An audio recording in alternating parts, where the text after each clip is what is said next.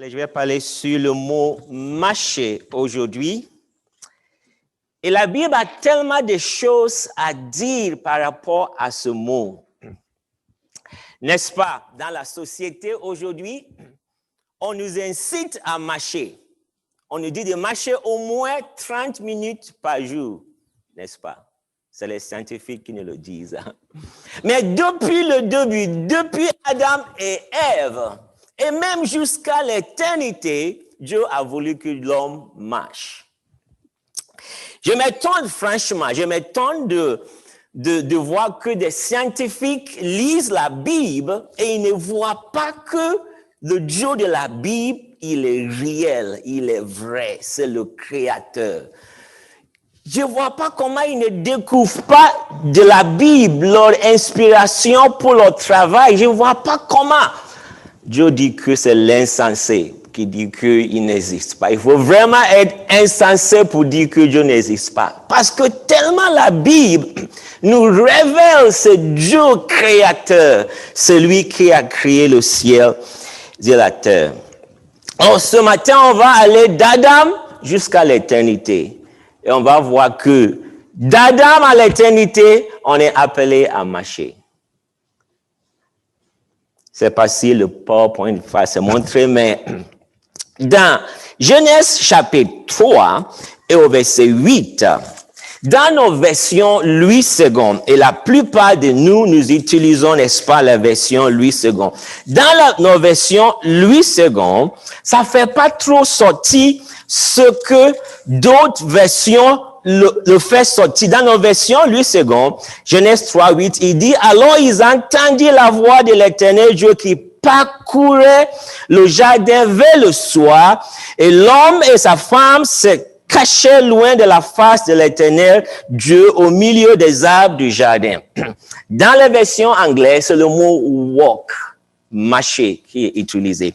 Et je trouve qu'il y a des versions françaises qui emploient le mot se promener. Et j'aime ça. En fait, Dieu a créé l'homme, Dieu nous a fait pour marcher avec nous. Dieu veut marcher avec nous, à nos côtés de tous les jours. Et c'est ce qu'il a commencé à faire avec Adam dès le début. Chaque jour, je crois que Dieu venait se promener dans le jardin avec Adam. Le Dieu que je connais dans la Bible, je ne pense pas qu'il va se cacher quelque part, guetter Adam et Ève, jusqu'à ce qu'ils désobéissent, alors il se pointe. Et c'est le jour qu'il va se promener dans le jardin. Il dit, tu vois Adam, je t'avais dit non. Comme on fait souvent. Je t'avais dit non. Chérie, je t'avais dit non. N'est-ce pas? On le dit souvent. Je l'avais dit. Mais c'est trop tard. Non, je crois que Dieu venait chaque jour, il se promenait avec Adam et Ève dans le jardin. D'ailleurs, à cette époque, il ne s'appelait pas Adam et Ève, il s'appelait l'homme et la femme. Monsieur et madame, c'est tout. C'est plus tard que le péché va engendrer que Adam va... Tu es Ève maintenant. Maintenant, tu vois, on se sépare. Tu es Ève. Moi, je suis Adam. Dieu venait et il marchait dans le jardin avec l'homme et la femme. Il se promenait avec lui. Je crois que c'était pour leur exercice physique tous les jours. Dieu venait pour marcher avec eux, pour qu'ils s'exercent physiquement. Mais aussi, je crois que pour leur donner une orientation du jardin. Je crois que c'est à ce moment-là que Dieu va leur montrer des choses. D'ailleurs, quand on dit Dieu, je crois que c'est ça ce qui m'amène à vraiment croire à la Trinité. Le Père, le Fils, le Saint-Esprit. Je crois que c'est Jésus, en forme humaine à l'époque, qui venait et se promenait avec Adam et Ève dans le jardin. Plus tard, il est dit que l'Éternel se tenait devant, ou Abraham plutôt se tenait devant l'Éternel et il dialoguait avec lui. Encore, je vois, c'est Jésus qui se présentait à Abraham dans Genèse 18. Donc, Jésus venait et il se promenait dans le jardin avec l'homme et la femme. Discutait avec eux. Il leur donnait de l'orientation. Tu vois, la pomme, ce pomme-là, voilà comment il faut le manger. Tu vois la poêle, comment il faut le manger. Après, quand tu as fini de manger, tu peux le semer comme ça. Il a donné, je crois, de l'orientation à Adam et Ève. Je sais qu'en France, il y a certaines personnes qui ne croient pas à l'histoire du jardin d'Éden. Mais je veux vraiment t'encourager à balayer le mensonge du diable et à croire à ce que la Bible dit. Tout ce que la Bible dit est vrai. Il n'y a pas de mensonge ici. Tout est vrai. Tout est la parole de Dieu. En fait, d'ailleurs, c'est l'histoire du jardin qui nous montre le problème. D'où vient le problème? Si on écarte l'histoire du jardin d'Éden, on va pas reconnaître, diagnostiquer notre problème et alors chercher la solution. Dieu veut marcher avec chaque homme. Et Dieu venait marcher avec Adam et Ève. Et le diable lui dit, mais cherche ton indépendance. Non, pourquoi il vient?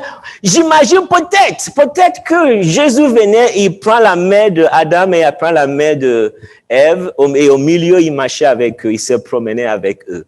Et peut-être le diable dit, bon, pourquoi il te prend comme les enfants? Cherche à être indépendant. Non, il faut être indépendant.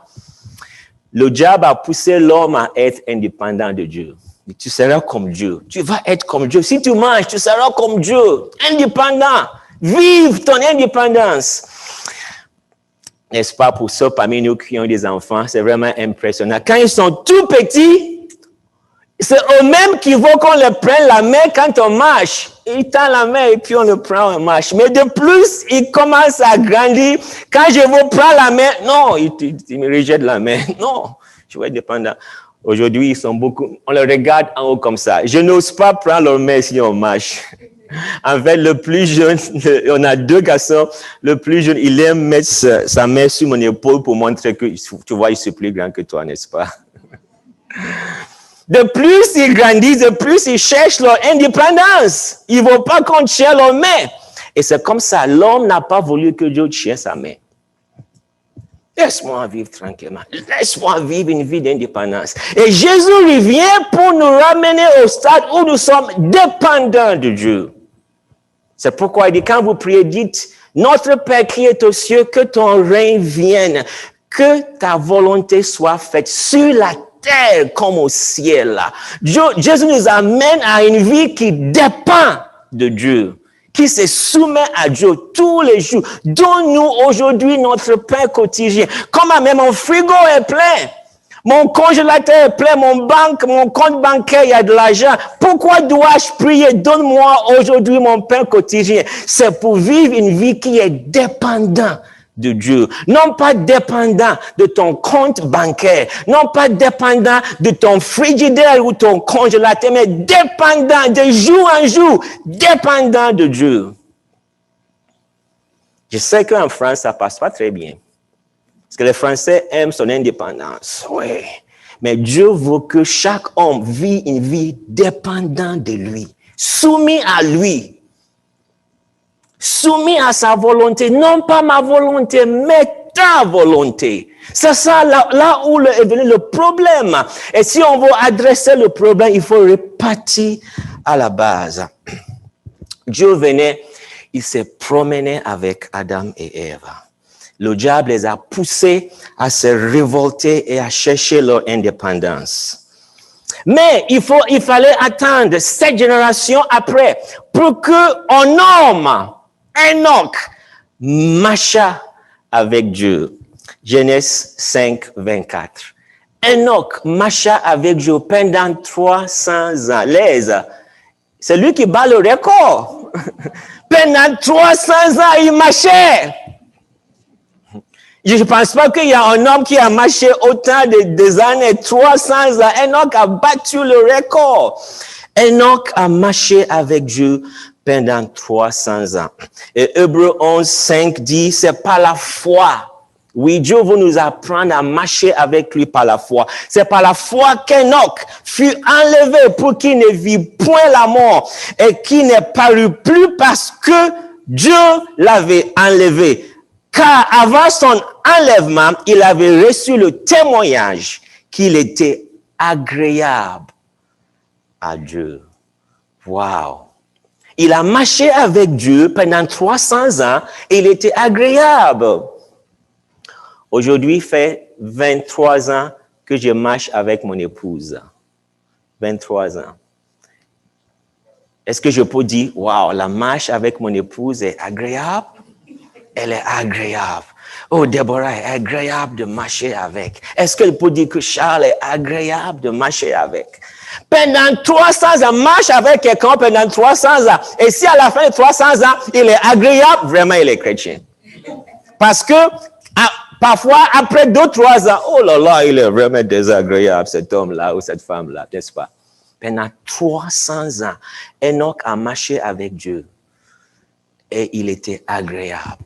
Oh, quel défi Enoch nous lance. Enseigne-nous à marcher avec toi, Père, comme Enoch, et à être agréable. Quelques années plus tard, Dieu va appeler un homme. Il s'appelait Abraham à l'époque. Il va l'appeler à Ur de Chaldée, ou aujourd'hui dans le pays de l'Irak. Et Abraham va marcher, va faire des distances. Il va marcher dans Genèse 12, verset 9. Il dit, Abraham continua ses marches en s'avançant vers le midi. Abraham va apprendre à marcher avec Dieu. Dans Genèse 13, 3, il dit, il dirigea ses marches du midi jusqu'à Bethel, jusqu'au lieu où était sa tente au commencement entre Bethel et Aïe, parce que là-bas, il y avait cet hôtel-là. Mais là où j'aimerais que nous regardions, c'est que à 99 ans, Dieu va se pointer. Lorsque Abraham fut âgé de 99 ans, l'Éternel apparut à Abraham et lui dit, je suis le Dieu Tout-Puissant. Marche devant ma face et sois intègre. 99 ans, mais Dieu, c'est la retraite. C'est le temps de se reposer, s'asseoir dans mon... C'est hamac qu'on dit? Hein?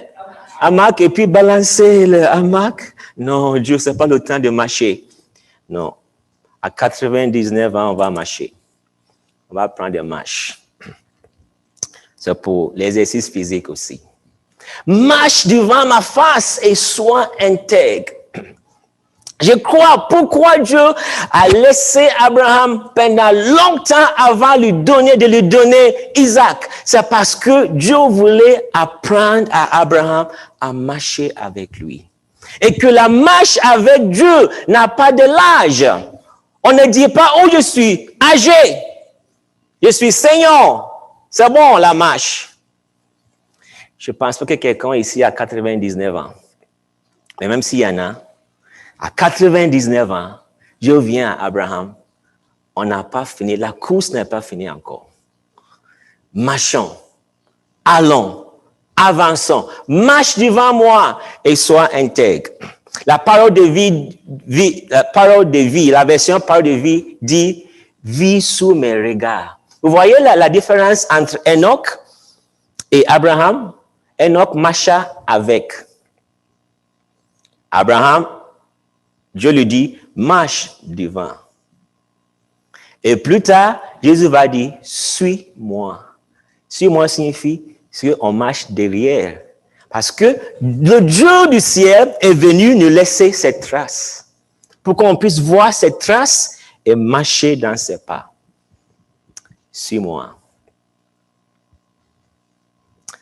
Dans l'histoire du peuple d'Israël, on découvre que Dieu marchait avec eux dans le désert. En fait, je crois que toute l'histoire d'Israël qui marche dans le désert, en se dirigeant vers la terre promise, c'était tout simplement, Dieu voulait le faire apprendre à marcher par la foi. Donc parfois, il n'y avait rien à manger, parfois il n'y avait pas à boire, mais ils devraient lever les yeux vers celui qui marche avec eux.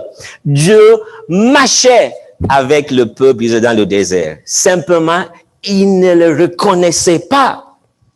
J'aime, pour gagner un peu de temps, j'aime Nombre 33, verset 1 à 3, ce que la Bible dit par rapport à cette marche du peuple d'Israël. Nombre 33, 1 à 3, il dit, voici les stations des enfants d'Israël qui sortirent du pays d'Égypte, selon leur corps d'armée, sous la conduite de Moïse et d'Aaron. Moïse écrivit leur marche des stations en station, d'après l'ordre de l'Éternel. Et voici leurs stations selon leur marche. Et puis, il partit de Ramsès le premier mois, le 15e jour du premier mois, le lendemain de la Pâque, les enfants d'Israël sortirent la main levée à la vue de tous les Égyptiens. Je crois qu'il y a une version qui dit, Moïse écrivit leur marche d'étape en étape. Je vous invite, si vous ne le faites pas encore, à le faire. Gardez un cahier de ta marche avec Dieu. Un journal de ta marche avec Dieu. Moïse a gardé ça. Il a gardé un journal de la marche du peuple d'Israël avec Dieu. Et je suppose qu'il a aussi fait pour sa propre vie, sa propre marche avec Dieu. Il a marché avec Dieu. La Bible dit Moïse lui-même a marché avec Dieu. Et je crois qu'il a gardé un journal de sa propre marche avec Dieu. Il a gardé aussi pour le peuple d'Israël, le peuple dont il dirigeait. Le peuple était appelé à marcher avec Dieu au travers le désert. Et puis on vient à Jésus maintenant. Et on va s'attarder un peu plus sur ça. Donc Jésus vient et on lit dans le livre de Matthieu au chapitre 4 et le verset 18 à 19, il dit, comme il marchait le long de la mer de Galilée, c'est beau parce que quand je regarde Jésus, le Dieu qui a fait le ciel et la terre, il est venu marcher sur notre terre. Alléluia. Il a marché en Galilée, en Judée, il a marché sur cette terre, il a laissé ses traces. Comme il marchait le long de la mer de Galilée, il vit deux frères, Simon, appelé Pierre, et André, son frère, qui jetaient un filet dans la mer, car ils étaient pêcheurs. Il leur dit, suivez-moi, et je vous ferai pêcheurs d'hommes. Suivez-moi. Suis-moi. À Matthieu lui-même, c'est lui qui a écrit au chapitre 9, et le verset 9, ça se rappelait Matthieu 9, 9. De là, étant allé plus loin, Jésus vit un homme assis au lieu de péage, et qui s'appelait Matthieu. Il lui dit, suis-moi. Cet homme se leva et le suivit. Donc, quand Jésus était sur la terre, quand il raconte un homme, il lui dit, suis-moi. Viens marcher à ma suite. Viens marcher dans mes pas.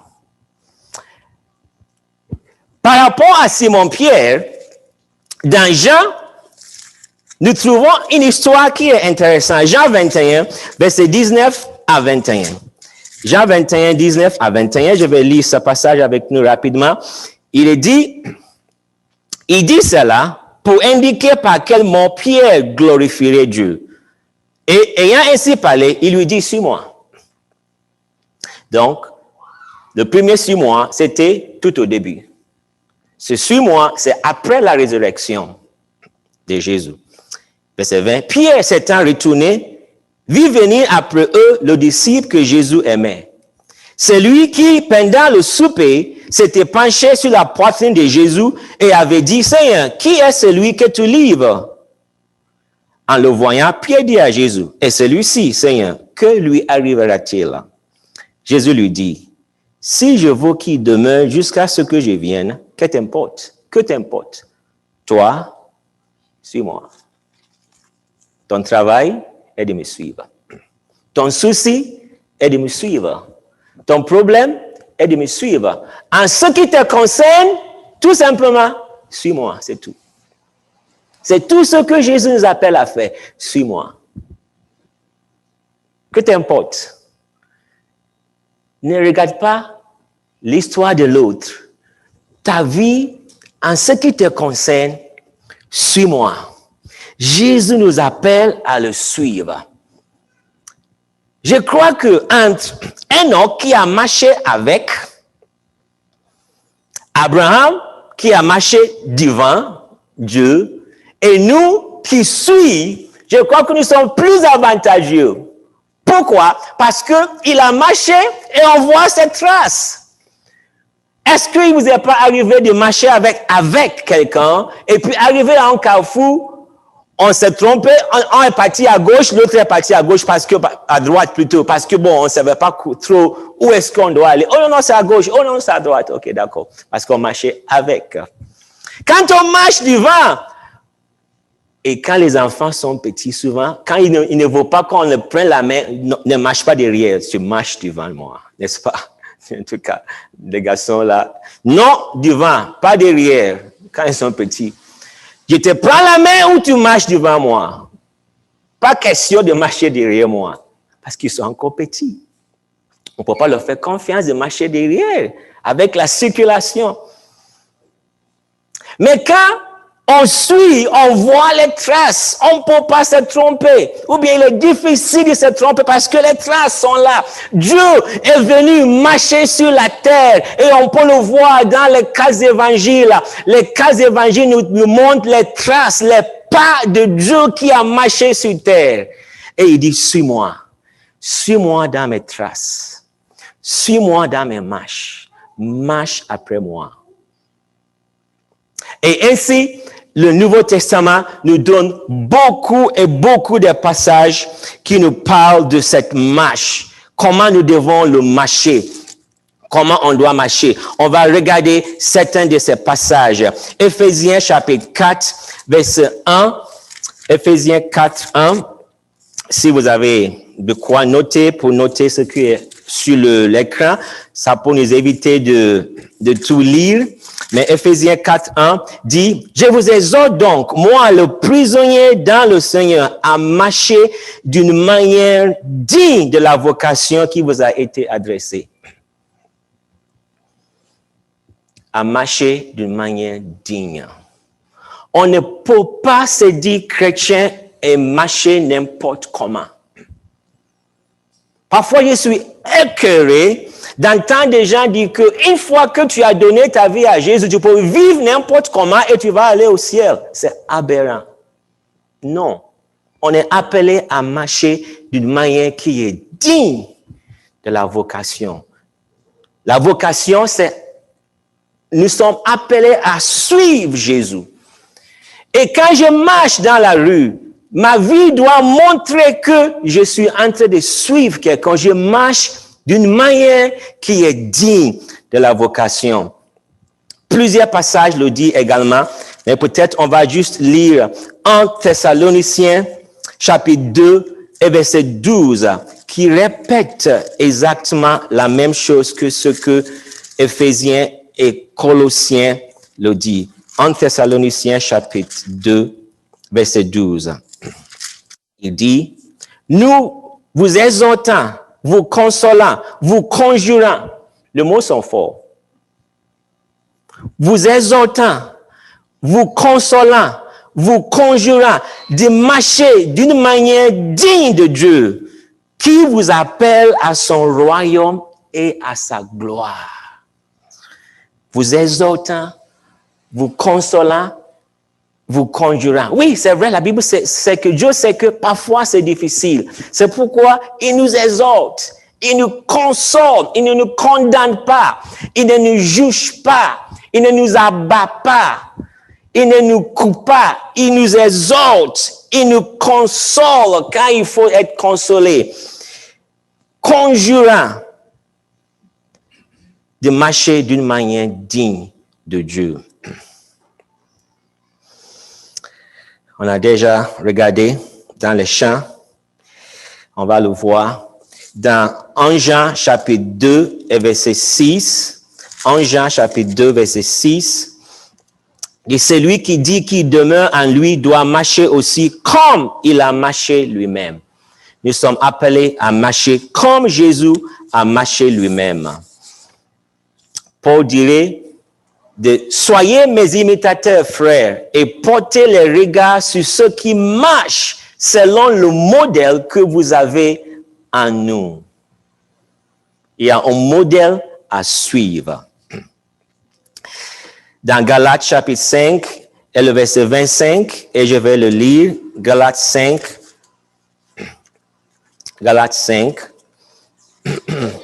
il y a des passages souvent qui sont mal utilisés. Il dit, Galates 5, 25, si nous vivons par l'esprit, marchons aussi selon l'esprit ou par l'esprit, comme dit certaines versions.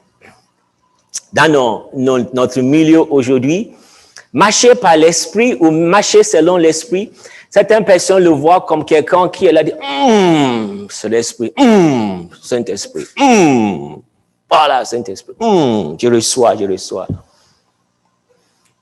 Ça, c'est faux. Marcher selon l'esprit, c'est que ma vie, comme dit Romains 8, soit conduite par le Saint-Esprit.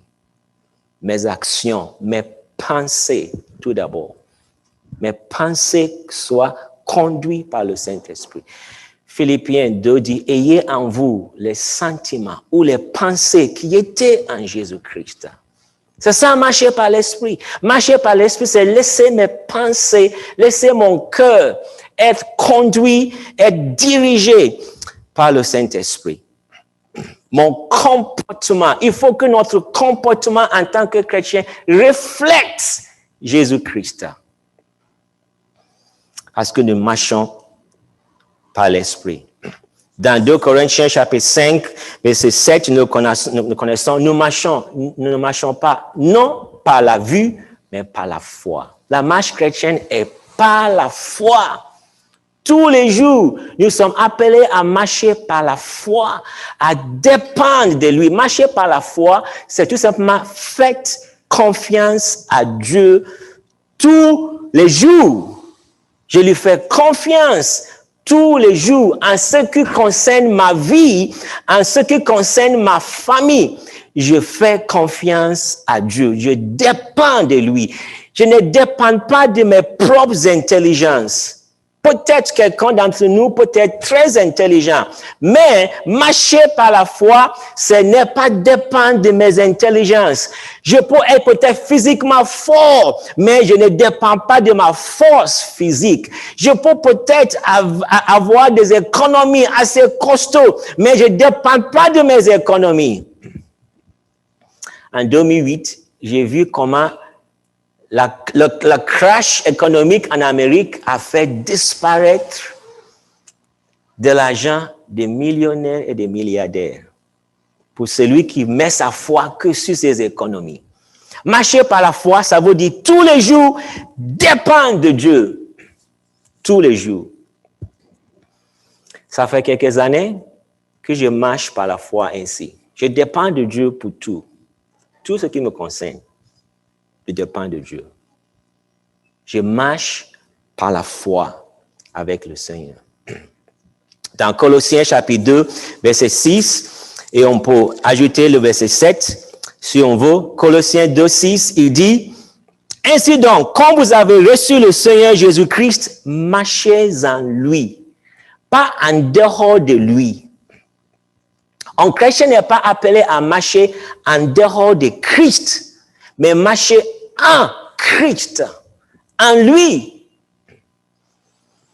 Parfois, on entend des gens dire, oh, par rapport à cette histoire, laisse la Bible de côté. Utilisons autre moyen pour trouver la solution. Mon frère, ma soeur, tu es en train de marcher en dehors de Christ. Dieu veut que nous marchions en Christ, en tout ce qui me concerne. La Bible, la parole de Dieu est le boussole de direction. Je ne peux pas dire que, bon, par rapport à ça, mettons la Bible de côté. Non, il est le boussole de ma vie, toutes choses. Marchez en lui, marchez en Christ. On l'a chanté tout à l'heure dans 1 Jean, chapitre 1, et le verset 7, nous sommes appelés à marcher dans la lumière. Je vais le lire. 1 Jean 1, 7. Mais si nous marchons dans la lumière, comme il est lui-même dans la lumière, nous sommes mutuellement en communion et le sang de Jésus, son Fils, nous purifie de tout péché. Si nous marchons dans la lumière. Qu'est-ce que c'est marcher dans la lumière? Ce n'est pas cacher des choses. Une fois, avec mon deuxième fils, on était en train d'aller quelque part. On est passé devant un bâtiment d'une université et une jeune fille qu'on connaît, on l'a vue de loin, bien sûr, elle était en train de fumer. Et quand on s'est rapproché, je me suis arrêté pour dire bonjour, ça faisait longtemps. Et puis elle a caché la cigarette derrière lui rapidement. Elle causait avec une amie, une copine à elle, une amie à elle. C'est ça, n'est pas marcher dans la lumière. Mais si tu fumes, mais fume devant, qu'on voit que tu fumes, pourquoi tu le caches? N'est pas marcher dans la lumière, c'est vouloir cacher quelque chose de Dieu. Dieu voit tout, on ne peut rien cacher de lui. Marcher dans la lumière veut dire apporter toute chose à la lumière de Dieu. Dans le même passage, il dit, mais si nous confessons nos péchés, il est fidèle et juste pour nous les pardonner. Il est fidèle et juste. Donc, Dieu ne veut pas que je cache les choses, mais plutôt que je l'apporte dans la lumière. Oh là là, papa, j'ai raté encore aujourd'hui. Pardonne-moi. J'ai fait ceci, ou j'ai pensé cela, j'ai fait cela. Pardonne-moi. Et il est fidèle et juste pour nous les pardonner et pour nous restaurer. Mais le cacher, le diable va vouloir que je cache. Non, ne le dis pas, cache-le. Mets-le sous le tapis. C'est comme si Dieu ne voit pas sous le tapis. Il voit toutes choses. Marchons dans la lumière. Éphésiens 5, 8 nous fait voir que nous sommes des enfants de lumière. Et en tant que des enfants de lumière, nous devons ainsi marcher dans la lumière. C'est important de savoir que nous sommes appelés des enfants de lumière. Éphésiens 5, 8, il dit, autrefois vous étiez ténèbres. Et maintenant, vous êtes lumière dans le Seigneur. Précisons-le. Vous êtes lumière, mais c'est dans le Seigneur que vous êtes lumière. En dehors de lui, vous êtes ténèbres. En lui, vous êtes lumière. Marchez comme des enfants de lumière. Ne pas cacher les choses. Ne pas dissimuler les choses. Mais marchez dans la lumière. Apportons les choses dans la lumière. Dans 1 Thessaloniciens chapitre 4 et verset 1, 1 Thessaloniciens 4, 1, il dit, au reste, frères, puisque vous avez appris de nous comment vous devez vous conduire et plaire à Dieu, et que c'est là ce que vous faites, nous vous prions et nous vous conjurons. Wow, Paul, ça c'est fort. Au nom du Seigneur Jésus, de marcher à cet égard de progrès en progrès. C'est ce que Dieu disait à Abraham à 99 ans. Abraham, il y a encore de progrès à faire. C'est pas fini encore. Ah oui? Oui. Il y a encore de progrès à faire. Mais j'ai déjà Ismaël. Si je meurs, il me remplace. Attends, mets ça de côté. Avançons encore. De progrès en progrès. Allons en avant. En fait, quand on parle du mot marcher, nécessairement, ça veut dire avancer. Si par exemple, dans la rue, tu trouves quelqu'un qui est en train de marcher, il fait marche arrière comme ça. On va dire peut-être que pendant quelques secondes, on va regarder peut-être. Mais si des minutes et des heures, il marche comme ça, on va dire, attention, qu'est-ce qui se passe? Quelque chose ne va pas, n'est-ce pas? Quand on dit marcher, nécessairement, on dit marcher ça en avant. On ne marche plus non plus comme ça. On peut faire exercice comme ça, mais on ne peut pas le faire toute la nuit, toute la journée. La marche veut dire progresser. D'aller de progrès en progrès. Ça doit être notre vie chrétienne. On doit être en train de grandir. Un chrétien qui ne grandit pas, il est comme ça il y a 10 ans, il est comme ça il y a 20 ans, il y a un problème. Si j'ai un enfant ou si quelqu'un a un enfant qui après 10 ans et 20 ans, il a la même chose, on va l'amener voir un médecin, n'est-ce pas? Alors si on dit oui, c'est bon, le frère ou la sœur, il est comme ça, laisse-le. Non, c'est pas normal. On est censé grandir. On est censé croître dans le Seigneur. On est censé aller de progrès en progrès. Et la Bible nous exhorte. Au reste, frères, puisque vous avez appris de nous comment vous devez vous conduire et plaire à Dieu, et que c'est là ce que vous faites, nous vous prions et nous vous conjurons au nom du Seigneur Jésus de marcher à cet égard de progrès en progrès. Et je crois que c'est dans cette marche de progrès en progrès avec Adam et Ève que Dieu voulait leur révéler ses projets, ses plans pour leur vie. Et pour nous également, c'est dans cette marche que Dieu va nous révéler son programme et son projet pour nos vies. C'est pas juste au début de la marche que Dieu va nous le montrer. Franchement, j'en avais aucune idée de devenir un jour un missionnaire. Si avant de venir en Christ, on me disait, Charles, tu vas être un missionnaire, je dis, mais tu mens, c'est pas vrai. Je suis là missionnaire. Comment? C'est parce qu'en marchant avec Dieu, il nous révèle ce projet. Tu vois, Adam, voilà ce que je veux que tu deviennes dans mon royaume. Tu vois, Charles, voilà mon projet et mon plan pour toi. Le veux-tu ou pas? Bien sûr, tu as fait tant pour moi. Comment ne pas aussi accepter ton programme pour ma vie? Dans cette vie, je ne cherche pas autre chose qu'à faire la volonté de Dieu pour ma vie. Ce qu'il veut que je fasse pour lui, c'est ce que je vais faire. Je ne veux pas faire ma propre volonté. Jésus a dit, non pas ma volonté, mais ta volonté. C'est ça, là où Dieu veut nous amener de progrès en progrès, afin que chacun de nous arrive au point et dit, Dieu, j'ai compris combien tu m'aimes. Je sais que tu es un papa merveilleux. Que veux-tu que je fasse pour toi? Je mets de côté mes plans. Je mets de côté mes projets. Je mets tout de côté. Je veux faire ce que toi, tu veux que je fasse pour toi. De progrès en progrès. Et ça n'a pas fini. À 99 ans, Abraham n'avait pas encore fini. Donc, il n'y a pas d'âge. Tant qu'on vit sur la terre, on peut découvrir le plan de Dieu pour nos vies et l'accomplir pleinement.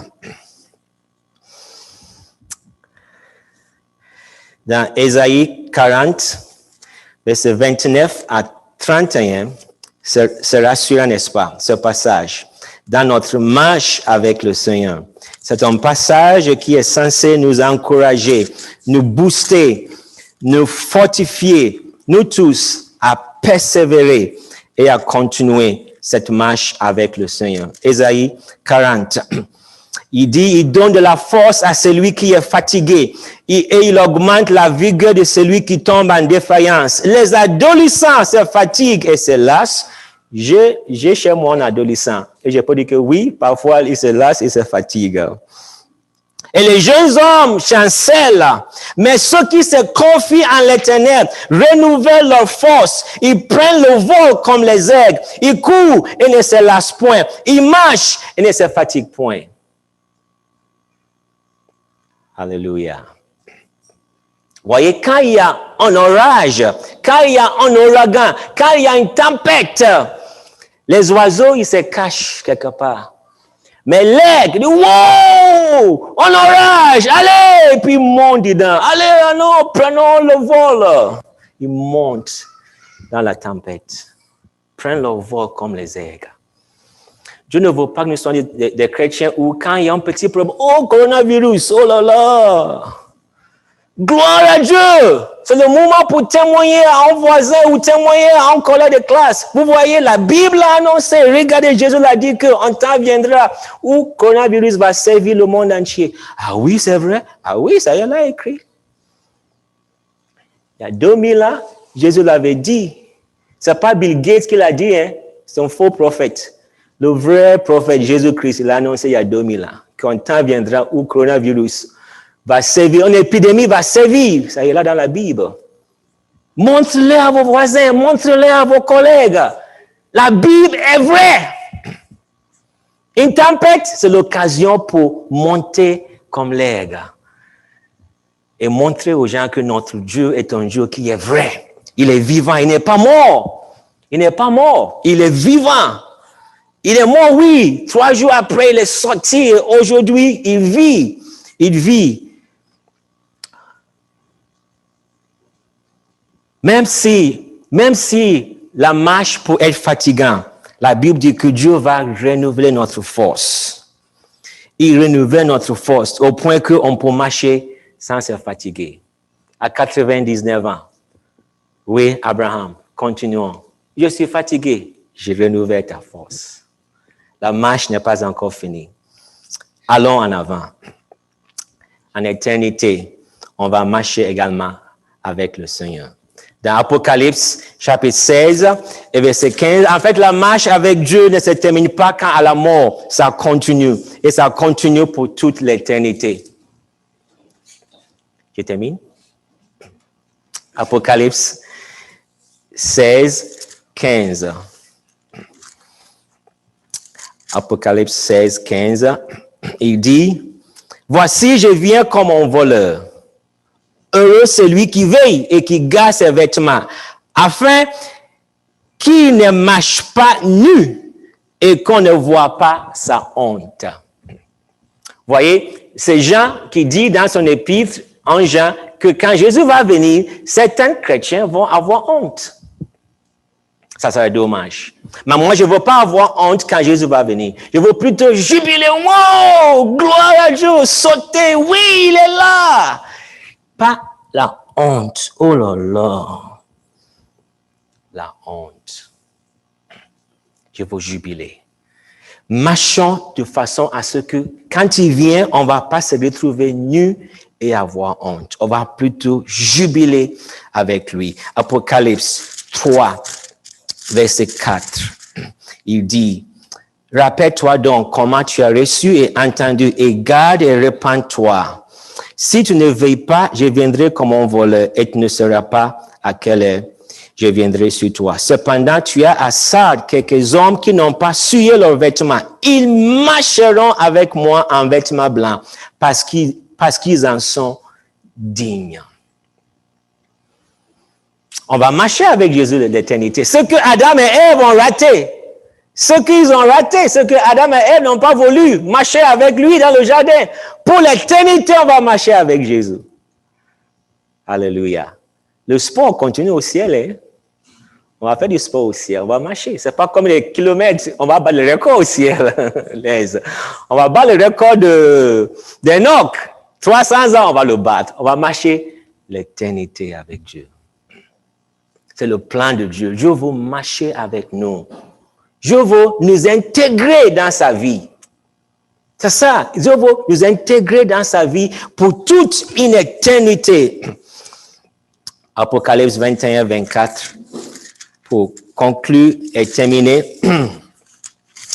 Apocalypse 21, 24. Il dit, « Les nations marcheront à sa lumière, et les rois de la terre y apporteront leur gloire. » On va marcher à sa lumière.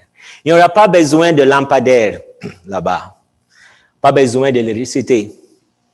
Sa lumière, sa gloire va briller. Et les nations vont marcher à sa lumière. En fait, le mot nation qui est traduit, qui est dit en nation, en grec, c'est ethnos. Les groupes ethniques, les différents groupes ethniques, de tous les groupes ethniques. Si je vous amène en Afrique ou en Inde ou autre, vous allez découvrir des groupes ethniques. Ces groupes ethniques, tous, ils vont marcher à sa lumière. Alléluia. Je veux être là ce jour-là. J'espère que chacun de nous aussi aimerait bien être là ce jour-là. Marcher dans la lumière, dans la gloire de Jésus-Christ. Seigneur, merci. Merci parce que tu es